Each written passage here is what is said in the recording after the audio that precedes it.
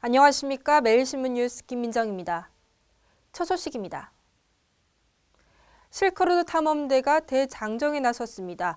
이 탐험대는 경주에서 출발해 중국, 터키에 이르는 실크로드를 따라가며 경주가 실크로드의 종착지임을 세계에 알릴 계획입니다.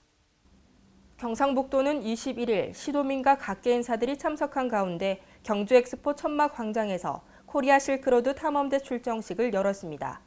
이날 박근혜 대통령은 축하 메시지에서 실크로드 탐험대의 출발을 축하하며 동서양 문화가 융합하고 세계인이 즐길 수 있는 새로운 문화 융성의 시대를 열어갈 수 있도록 함께 해달라고 당부했습니다.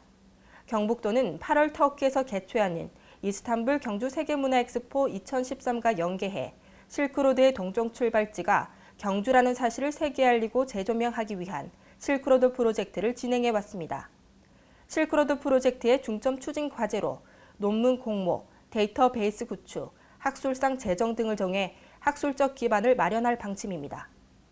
경북 청송 주산지가 국가지정 문화재인 명승 105호로 지정됐습니다.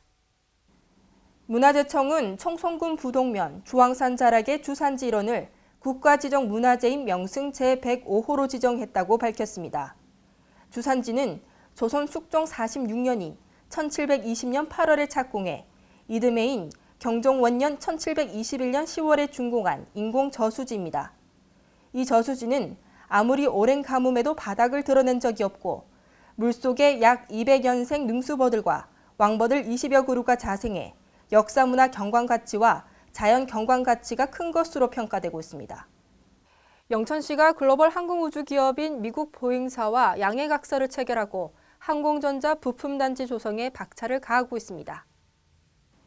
경북도와 영천시는 세계 최대 항공우주 기업 미국 보잉사의 항공전자 수리정비개조센터와 항공전자 시험평가센터 건립부지의 80%를 매입했다고 밝혔습니다. 보잉사의 항공전자 수리정비개조센터는 영천 하이테크파크 지구에 부지 14,000여 제곱미터, 건물 면적 4,278제곱미터 규모로 오는 7월에 착공해 내년 6월에 준공할 예정입니다.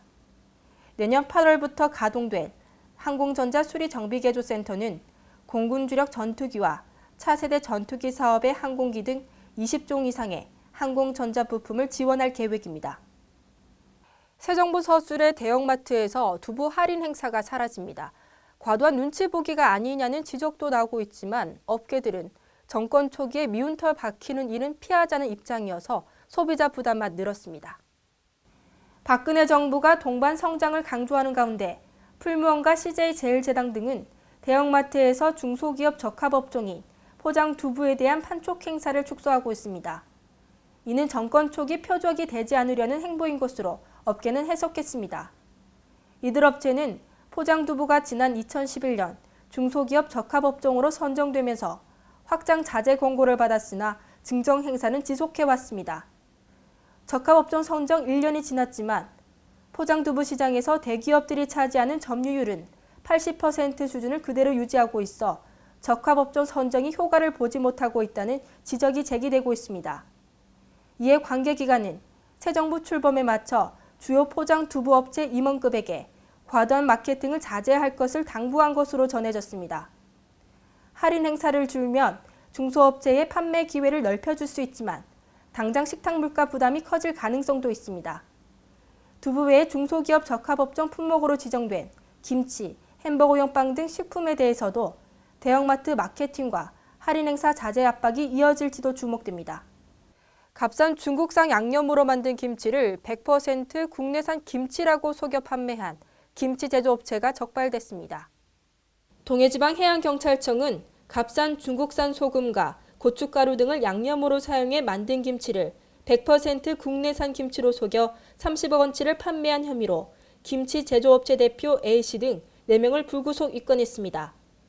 A씨 등은 지난 2011년부터 최근까지 2년 동안 경북 지역 교도소 6곳과 전국 도소매업체 30여 곳에 납품한 김치는 3억 원어치로 당시 국산 가격의 3분의 1에 불과한 중국산 소금과 고춧가루 등을 사용해 수억 원의 부당 이득을 챙긴 것으로 조사됐습니다.